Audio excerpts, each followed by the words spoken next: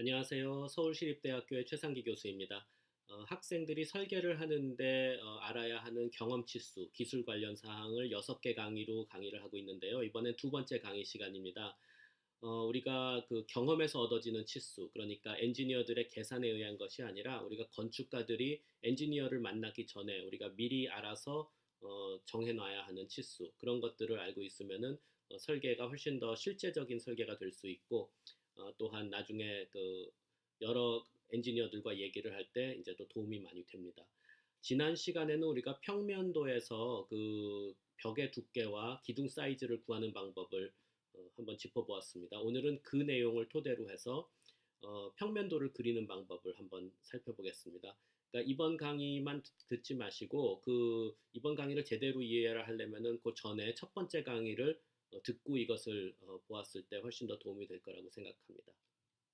그러면은 지금부터 두 번째 강의 평면도를 그리는 방법 한 세 가지의 그 라인 웨이트를 사용하는 방법을 좀 말씀드리려고 그래요. 두꺼운 선과 중간 선과 가느다란 선, 그런 모두가 다 평면도를 같은 라인 웨이트로 그렸을 때는 평면도가 매우 그 평면적으로 플랫하게 보이고 그 다음에 그 공간감을 읽기가 어렵습니다. 그렇기 때문에 한 세 가지의 그 라인 웨이트를 사용하면 훨씬 효과적인 그리고 실제적인 그런 평면도가 나올 수 있습니다. 한번 보시겠습니다. 네, 그러면은 지난번 첫 번째 강의에 배웠던 벽 두께와 기둥 크기 그것을 토대로 한번 평면도를 그려보도록 하겠습니다. 이 중에서 특히 벽 두께를 좀 차별화시켜 가지고 리얼리스틱한 평면을 그려보는 그런 자리를 갖겠습니다. 지난 시간에 기둥 크기는 한 500, 500 정도로 잡으면 좋다고 했죠. H형광이 되든 콘크리트가 되든. 좀 길쭉하게 하려면 400, 600 정도를 표준으로 잡으면은 학교에서 하는 설계에서는 큰 무리가 없을 것 같습니다. 이제 외기와 접하는 내력벽은 한 450mm의 두께로 정하자. 그렇게 저희끼리 약속을 했고요. 이것은 물론 사람마다 달라질 수 있습니다. 이것은 어디까지나 절대적인 법칙은 아니니까요. 실내 내력벽은 200, 실내 비내력벽은 150 이런 식으로 해가지고 벽 두께에 차별을 둡니다. 벽 두께만 아니라 실제로 그리는 선의 두께도 중요한데요. 여기서 기둥이나 내력벽 같이 어떤 공간을 나누는 그런 큰 선은 좀 두꺼운 선으로 캐드에서 선 두께 한 0.5mm 정도로 정하고요. 뭐 내력벽도 공간을 나누는 거니까 그렇게 하는데 비내력벽은 좀 얇게 0.2 정도 그 정도로 선 두께를 조정을 하고 가장 얇은 선 두께 거의 0에 가까운 것은 보조선이나 가구를 그리는 데 사용하면 좋습니다.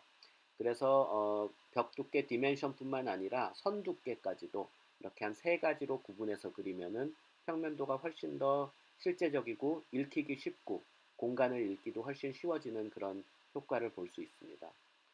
그 예를 좀 보여드리기 위해 가지고 실제 평면의 한 부분을 그려볼 텐데요. 먼저 보조선들을 지금 그리고 있죠. 한 베이는 가로 8m, 세로는 6m 정도 되는 그런 베이를 한번 정해봤습니다. 이제 그 대충 디비전이 나뉘면은 그 다음부터는 이제 선 두께를 감안해가지고 도면을 그려보겠습니다. 외기와 접하는 벽은 조금 두껍게 그리고 실내 안에 들어와서 단열이 필요 없는 벽은 조금 얇게 그리기 시작했는데요. 큰 차이는 안 나 보이네요.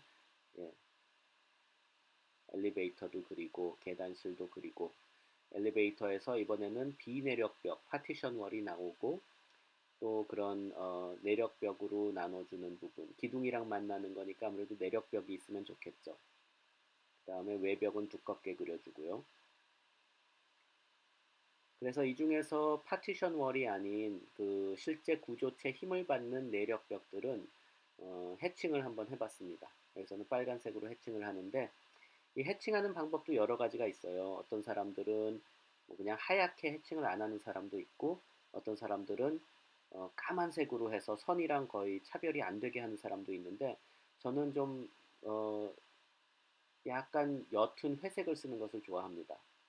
자, 여기서도 외벽을 좀 더 두껍게 외장재까지 포함을 해서 그려주고 해칭을 해주니까 확실하게 외기와 접하는 벽은 두꺼워 보입니다. 이제 얇은 선들을 이용해서 디테일을 넣어주고 창문도 넣어줘야겠죠.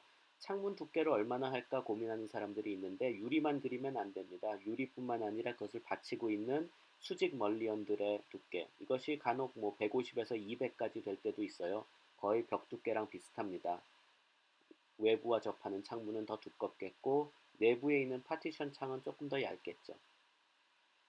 그 다음에 이제 6번째 강의에 나오겠지만 뭐 미리 보여드리면은 이런 EPS실이나 PS실 같은 그런 설비와 관련된 시설들도 뭐 가능하면은 수직으로 계속 이어지는 벽 옆에, 그러니까 비상 피난 계단 같은 벽 옆에 붙여주면은 이게 모든 층에서 일괄적으로 수직으로 연결될 수가 있겠습니다. 가구도 그려주고요. 가구를 그려주는 것이 실 설명을 써주는 것보다 훨씬 더 효과적입니다. 가구를 보여주면은 그 실이 어떤 용도로 쓰이는지 금방 직관적으로 알 수 있기 때문에 그런 면에서는 도움이 됩니다. 예, 좀 과장해가지고 이렇게 공간감을 잘 표현할 수 있는 두꺼운 선을 그려봤습니다. 그 다음에 파티션 월들이 있겠고요. 이런 식으로 평면을 그리시면 됩니다.